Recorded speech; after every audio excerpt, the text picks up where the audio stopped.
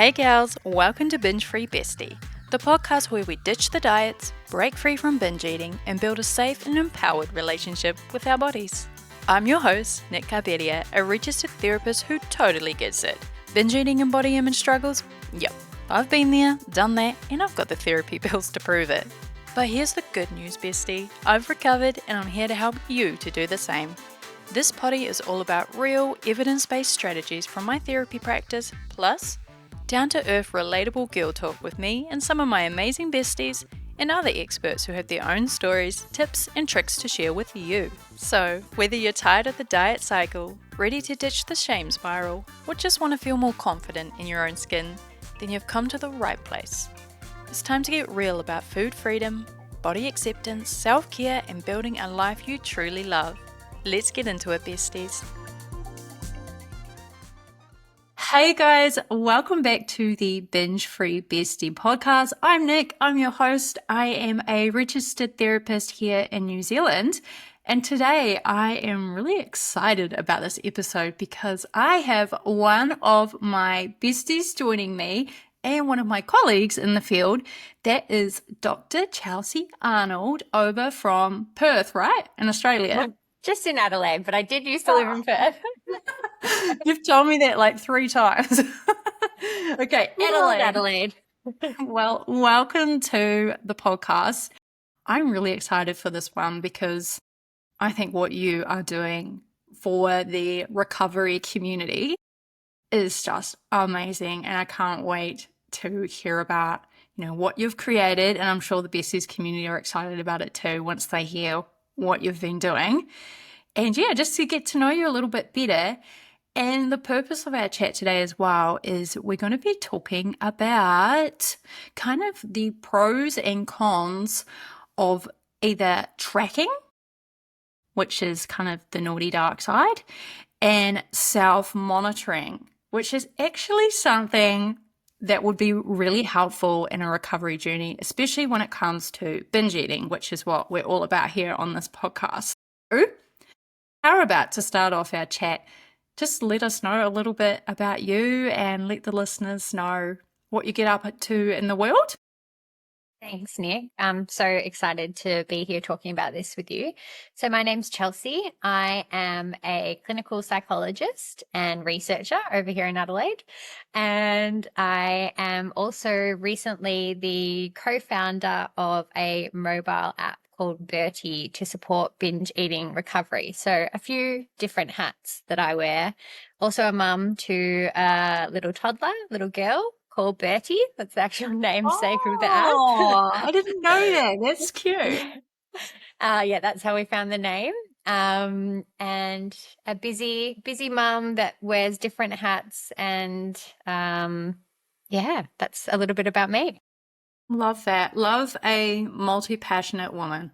So many passions. Yeah, I feel like society sometimes makes us feel like we're too scattered or we're trying too hard to do too many things. But I think there's something so powerful about having multiple things that light you up. And I love that you're doing multiple things. Thank you. Sometimes it does feel a little bit scattered, I will say. I might be spreading myself a little bit too thin, something I'm always working on. But like you said, when I have these passions, I really do try to follow them. So unfortunately, that just makes me a very busy person.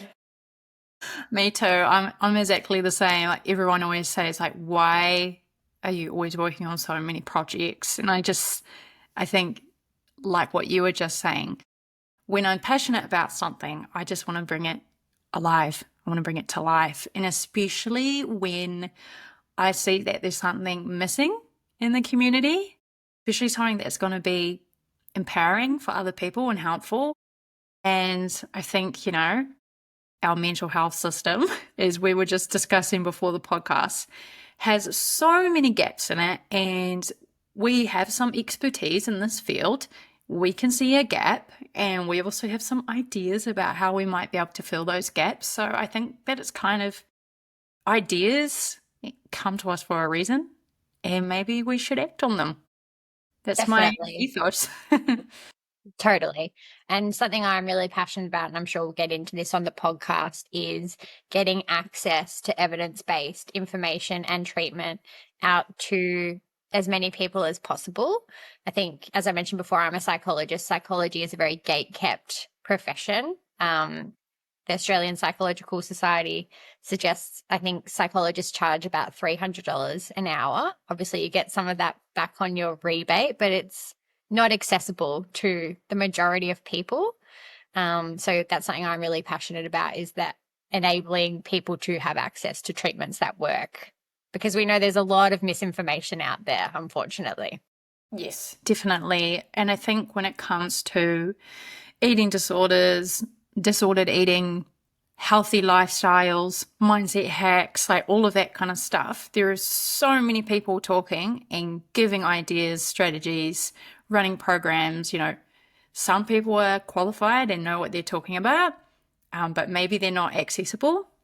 And some people are totally not qualified and pulling stuff out of thin air, or using AI, or, they're not actually grounded, and what they're sharing isn't necessarily backed up by the literature. So I love that that's something that you are doing. You're making sure that what you're creating is backed by science and it's going to work. Yeah, well, certainly that's our hope, and sharing that with as many people as possible.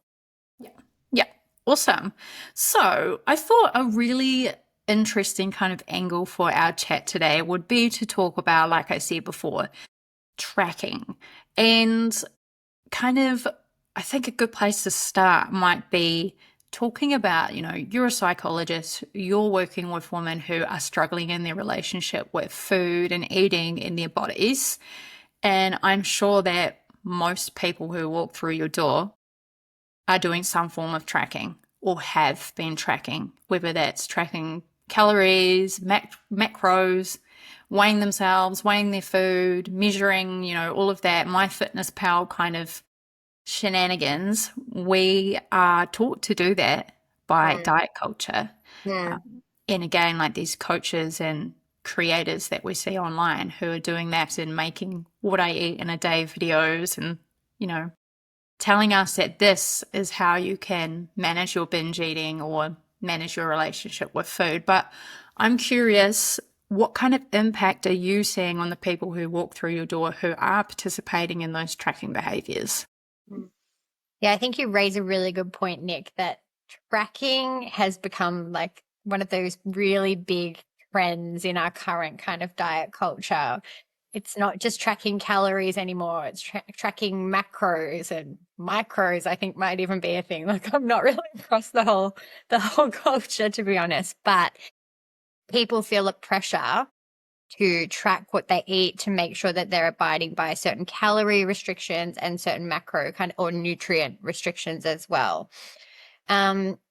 For some people that may be fine. That may not kind of result in disordered eating. However, for those of us that might be more vulnerable, say we have potential low body image issues, or we've had some issues with eating in the past, tracking our calories and our nutrients can be a bit of a slippery slope, in my opinion, and certainly the literature would support that as well. Because when we're tracking, it's kind of getting into that black and white thinking. We need to be following particular rules about what we can and can't eat. We need to be meeting certain targets. And I think certainly calorie and nutrient tracking for somebody that might be more vulnerable to eating related issues, or, you might have had an issue with that in the past, has got the potential to definitely be contributing to some eating related issues, whether that be binge eating or another type of eating issue, for sure. Yeah. So like you just said, so there is evidence, and you're seeing real world impact that tracking is fueling things like disordered eating or binge eating disorder. And having these rigid rules, as we know, the binge restrict cycle is one of the kind of main factors that maintains binge eating. And I'm sure you've probably spoken about this on the podcast before. In my mind, tracking is another form of restriction. We're restricting how many calories we can eat. We're restricting the types of food that we can eat, the food groups, the macros, that type of thing. And I think for the individual, this type of behavior where we have to track everything and meet targets, there's a few issues with that because it's promoting this rigidity and obsessive kind of thinking that we know is a big red flag for issues like binge eating. And I think it can also be instilling in us a kind of almost competitiveness. I need to be meeting this goal. It's very goal oriented. And I think probably slipping into that categorization of foods as good or bad, that type of thing. So definitely for women that have struggled before, or struggling with binge eating, I'm sure most, particularly women who have struggled with binge eating, have probably tried every diet out there and have probably been counting calories in all different forms for many a time, unfortunately. Yeah, definitely. I mean, most of the women that I'm supporting, they've been tracking themselves in some way or form for years and years, even back into like childhood when their mum left like the Weight Watchers. You remember those little like calorie books, point books and stuff that they used to have back, the hard copies, like in the 90s, early Yes. 2000s. And I remember like seeing those laying around the house and having it look and being like, okay, so I can't eat that. That's the naughty food. That's the bad food. Okay, ice cream is X amount of points. Glass of Coke is X amount of points. Okay, and just over time, you've got this kind of, I guess, programming in the back of your head where you may not even be totally aware that you're doing it, but you're constantly tallying things up.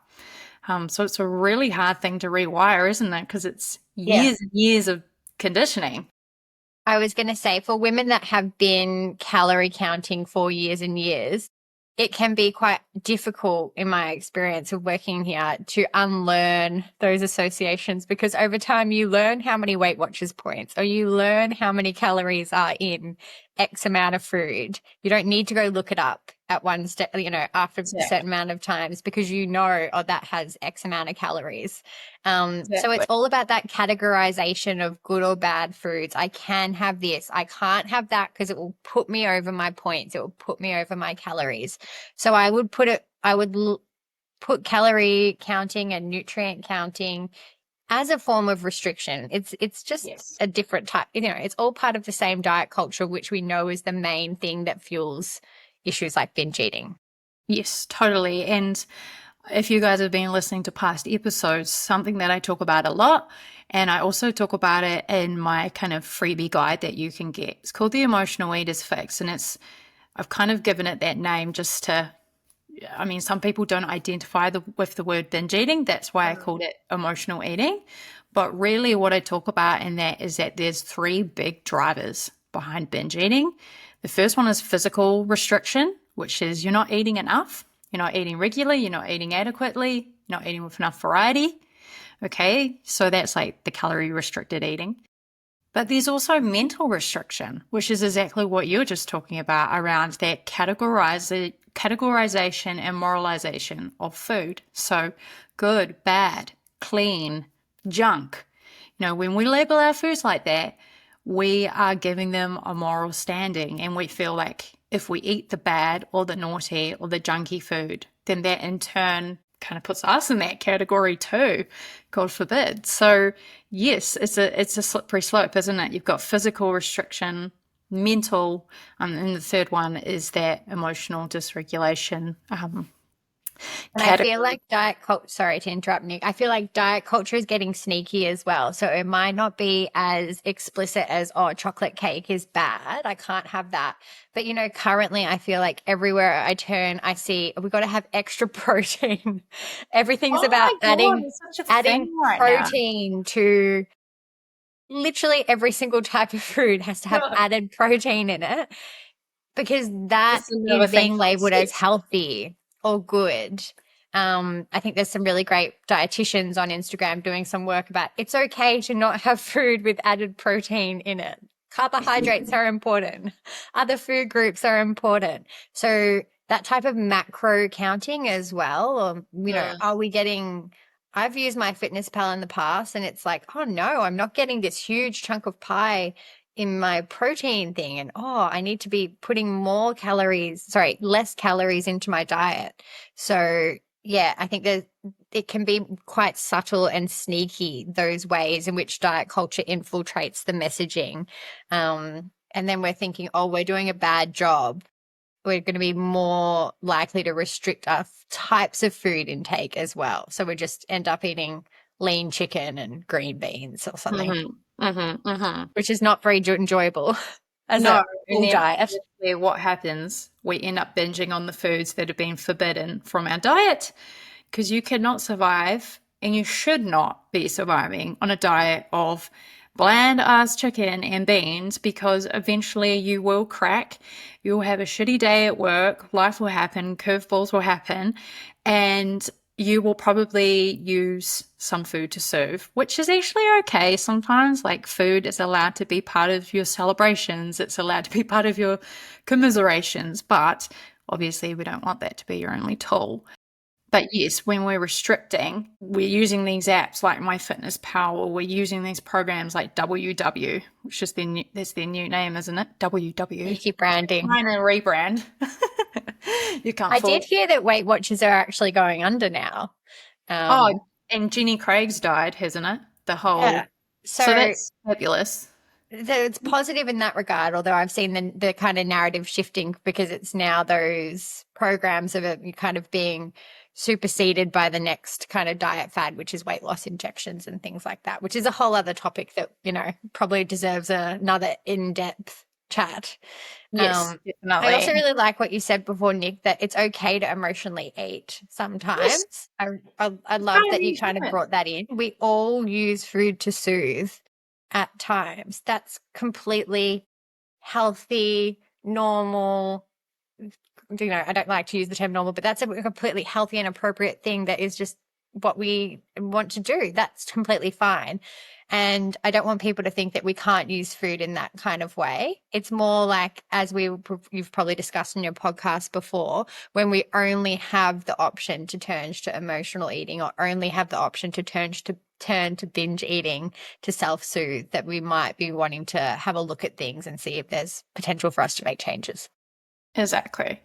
So, okay, so far we've touched on, binge eating. We've talked about tracking and how it's so insidious. Diet culture has created and propagated this thing, right? Obviously, it's going through a bit of a shift and change right now, and sometimes it can be really hard to recognize that it is even harmful. I mean, wellness culture really is diet culture in disguise, I think. So make sure that you are looking through a critical lens at anything that's popping up on your socials, or when you're listening in on a conversation at work and people are talking about their new wellness lifestyle, have a filter on that. But so we know that when you are tracking, it can lead to binge eating because of that mental restriction as well as the physical restriction. That is a fact. We know that.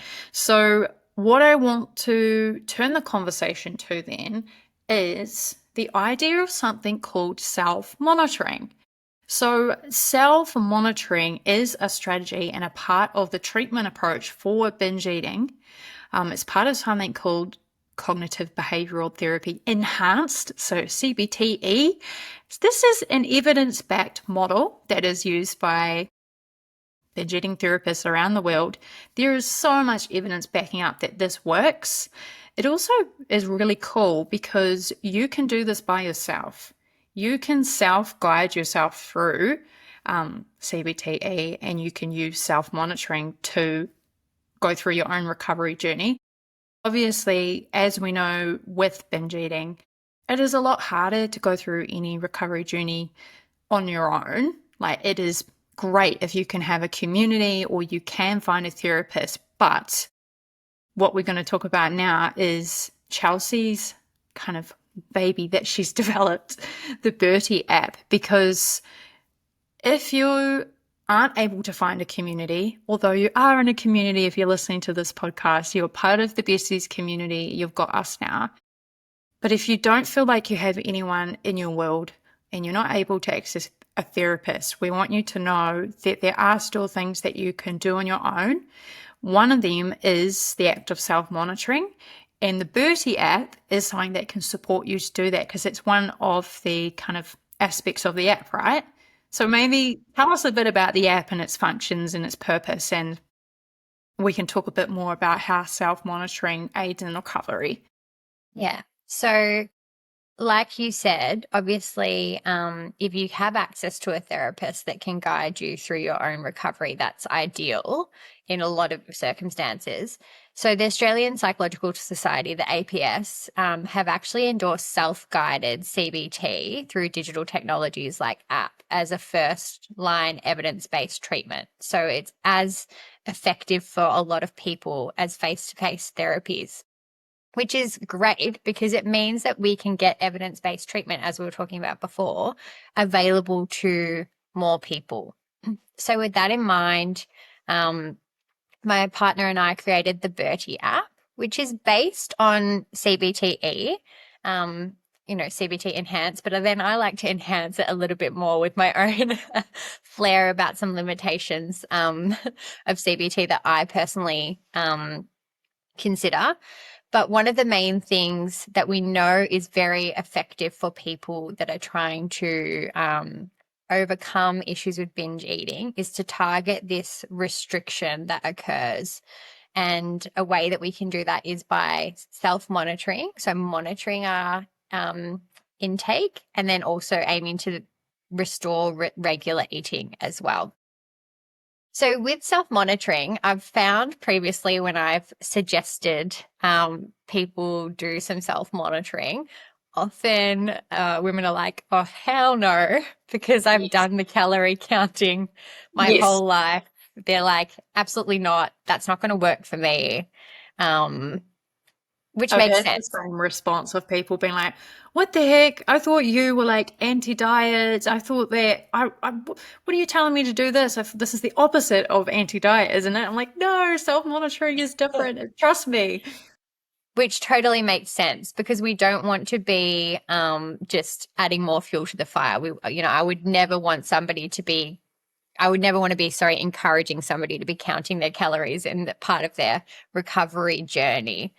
So in contrast to calorie counting, which we know kind of fuels that obsessiveness, that restriction, and is about restraint and restriction, self-monitoring, I would kind of describe it as more of a reflection about your food and drink experiences. So in real time, it is a big undertaking. So I do want to validate that. When you're starting out with self-monitoring, it does involve in real time recording what you eat every time you kind of eat and drink. And obviously that's a big commitment. So I want to validate that it is, a lot of work, particularly at the start when you're kind of getting used to it. Clients do report that after I'd say a week or two, they're really in the flow of monitoring. Christopher Fairburn, who developed CBT, would say you have to use a pen and paper to monitor everything you eat. I personally don't think that's a viable option for most people to carry around a notebook, at work. You're like, sorry. He's a bit old. Yeah. He's great, but a lot of the original kind of overcoming binge eating CBT approach is like quite outdated in many ways. But yeah. Bit rigid as well, in my personal opinion. So what self-monitoring would involve is in real time reflecting on your experience about eating and drinking, what you're consuming, but also about your broader experience. What am I thinking? What am I feeling? Where am I? Who am I with? And you do that for all of your meals and snacks. The reason why this can be really helpful, because it's really not about any form of restriction. We're not counting calories. We are inviting people to reflect on their experience. So it's helpful because in the moment, it brings awareness to what's going on for you. We can't change what we don't have awareness about. So I think that's a really, really important element. You can say, hey, is this apple going to be enough for me as a meal? What's going on for me that I'm feeling that I need to restrict, or what's going on for me that I feel that I need to act in a particular type of way? The other fantastic thing about self-monitoring when we do it consistently is that we can build up awareness of our patterns of behavior over time. So a common kind of archetype of somebody that's binge eating would be to be really, really good during the day and restrict, maybe not eat any breakfast, have a black coffee, limit calories to quite an extreme during the day, and then binge eat in the evening at home alone, hypothetically, as an example. And so we may be stuck in that pattern, but not necessarily have a clear overview of the pattern that we're in. And so we do self-monitoring. We can say, hey, look, at this week, I didn't eat anything all day. And I can see that my emotions and thoughts were really negative in the evening, and then I binged. So it's a really cool way to bring awareness in the moment about your experience, but over time as well. Like I said, if we don't have awareness, we can't start to make changes. Exactly. And that's what I say in the breakup as well. So the very first kind of thing that we tackle in my program is getting in that regular eating. And well, actually, the first thing I try to do is dismantle diet culture and say, like, it's time to hit pause on the tracking. Trust me in this process. We're going to do, I call it an eating awareness tracker, and you're going to track what you're eating, what you're drinking, how hungry you are or full, where you're eating, why, what thoughts and feelings you are having. And we're not doing this to police ourselves, because the thing is, of course, that's what we've been doing for years. Anytime we've been asked to track our food, it's always been to police ourselves. It's been to kind of reinforce that either we're doing good on the diet, or it shows us that we're screwing up and we're doing terribly and we need to start again. This is a totally new thing where I'm saying, how about let's come in with curiosity, lots of self-compassion, and just try it for a few weeks. And I want you to look for your patterns, because like you just said, once you see your patterns and you can see it on paper or in an app saying like, oh, actually, I didn't actually eat that much today. Or when I look across the span of a week, maybe I didn't binge until day 4, but I notice days 1, 2, and 3, I ate very little. So by day 4, that's when I fell off the wagon and had the binge. But now it makes sense because I can see it all laid out in front of me. And, Nic has told me one of the biggest drivers to binge eating is physical restriction. And sometimes a lot of clients are resistant to that because they're like, well, but I'm not restricting, I am eating. But when you see it there, you're like, oh, maybe I'm not quite eating enough. Maybe that did lead to the binge. Oh my God, light bulb moment. And then you can actually start working on it. Yeah, exactly.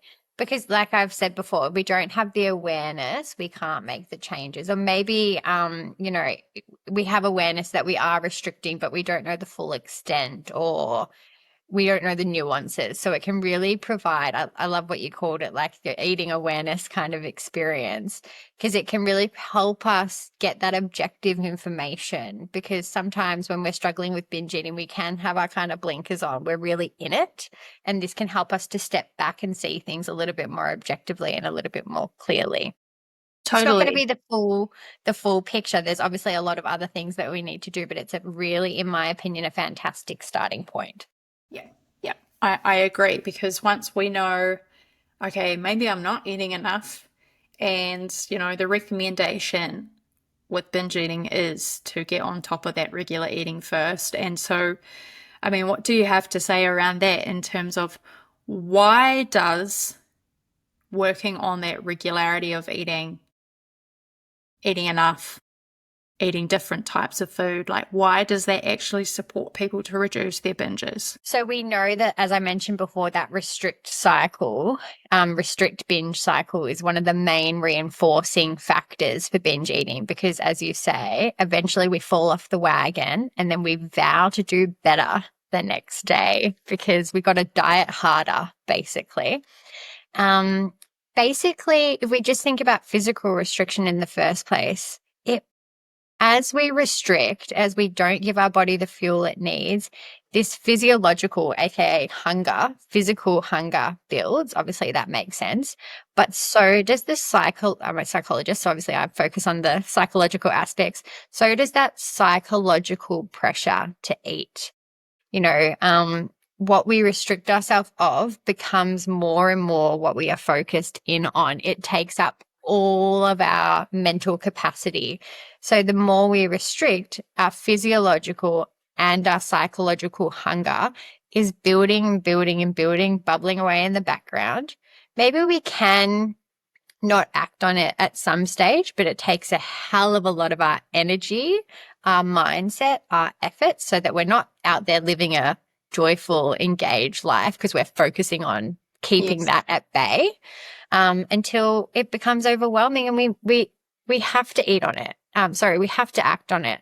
And then, of course, because our body is in that starvation response, we physiologically, naturally overeat as a starvation response.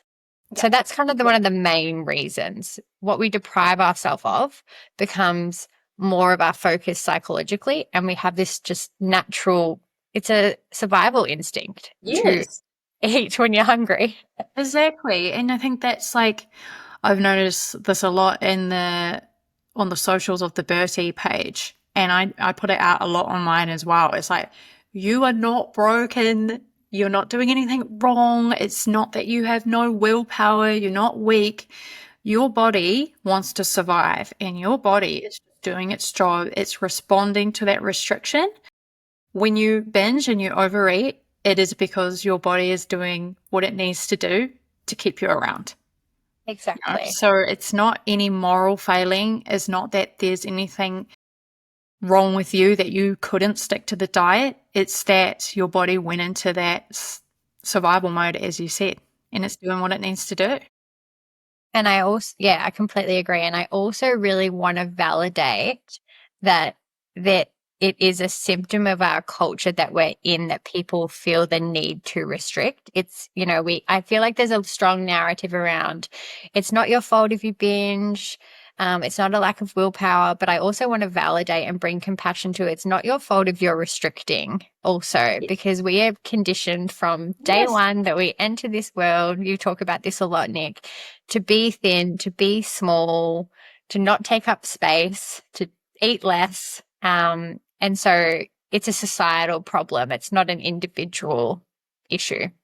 No, exactly. Wholeheartedly agree. And so that's kind of the work, or the mahi, we say in New Zealand, the mahi that we're doing in the world, is to raise that awareness and to give you guys tools like the self-monitoring so that you can bring to light those patterns and you can come to understand where your binge eating is coming from so that you can actually take some action. Because once you do know what your patterns are, once you do know where it's coming from, it does start to sit with you a little more in taking that responsibility for your own recovery and for your own healing journey. And if you need support in that, that is exactly why we exist and why we're here. And we're both so passionate about supporting you in your recovery journey, but no one else can do it for you.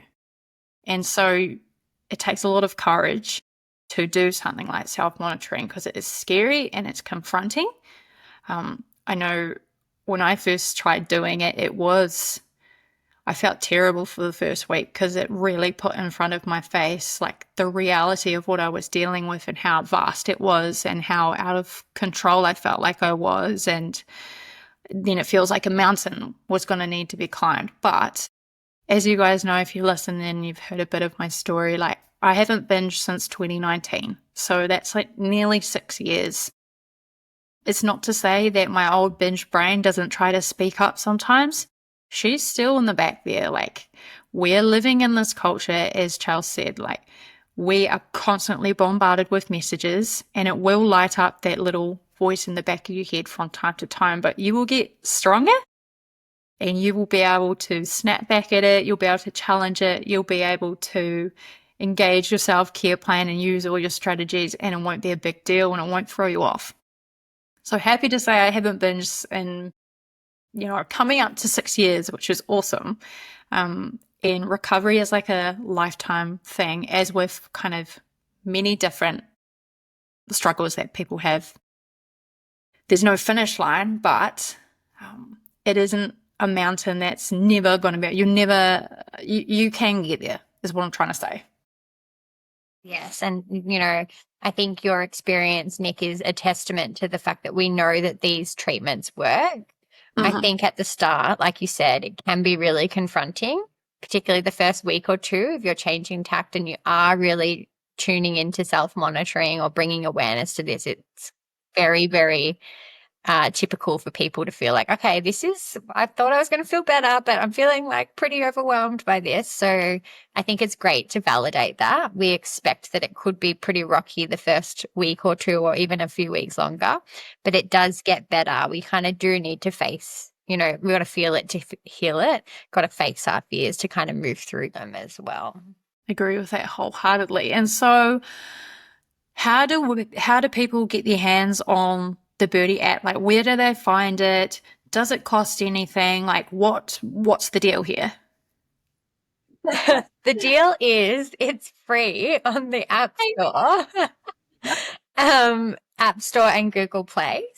So you can just search in the App Store or Google Play Store, Bertie Binge Eating Recovery, and it should come up. It's currently, what are we in 2025? It's currently free. For now. And so, yeah, I think it's an amazing resource that you should take advantage of if it would be helpful for you.